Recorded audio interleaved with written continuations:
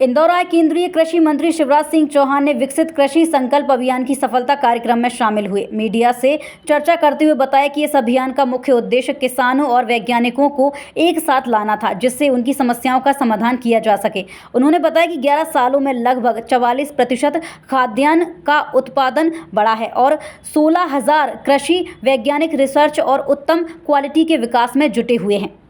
किसानों और वैज्ञानिकों का संवाद। चौहान ने बताया कि लैब में बैठे वैज्ञानिकों और खेत में बैठे किसानों के बीच एक गैप था, जिसे अब पाटने की कोशिश की जा रही है। 728 गांवों में टीम भेजकर किसानों की समस्याओं को समझने की कोशिश की गई। सोयाबीन की समस्या, किसानों ने सोयाबीन में रेड रोड और लाल सड़क जैसी बीमारियों की समस्या बताई, जिस पर चर्चा की गई। चौहान ने बताया कि अब रिसर्च के मुद्दे किसानों के साथ बैठकर तय किए जाएंगे। किसानों के नवाचार के लिए चौहान ने बताया कि किसानों ने कई नवाचार किए हैं, जिनमें से 300 नवाचार सामने आए हैं। उन्होंने कहा कि किसान एक तरह से वैज्ञानिक है।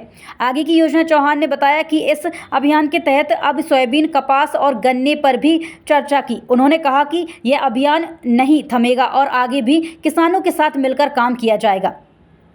एक एक चीज सुनते जाओ। भारत के किसानों के हित सुरक्षित रहेंगे, बस इतनी। विशेष नीति कोई सब्सिडी योजना है इसके लिए जो नुकसान यदि होगा तो?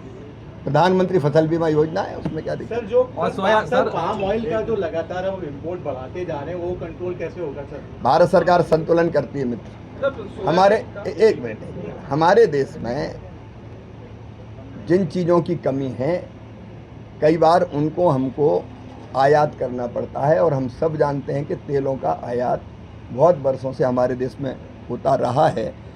हमने इंपोर्ट ड्यूटी उस पर लगा के उसको कैसे वो महंगा आए, इस बात का प्रयास किया था। आयात निर्यात नीति को भी हम इसी रूप में देखते हैं कि उसमें किसान का हित सुरक्षित रहे, लेकिन उपभोक्ता भी कम से कम सुरक्षित रहे। दोनों का ध्यान रखना जरूरी है। सरकार सोया मिल और सोया निर्यात को बढ़ावा देने के लिए कोई एक्सपोर्ट सब्सिडी योजना शुरू करेगी?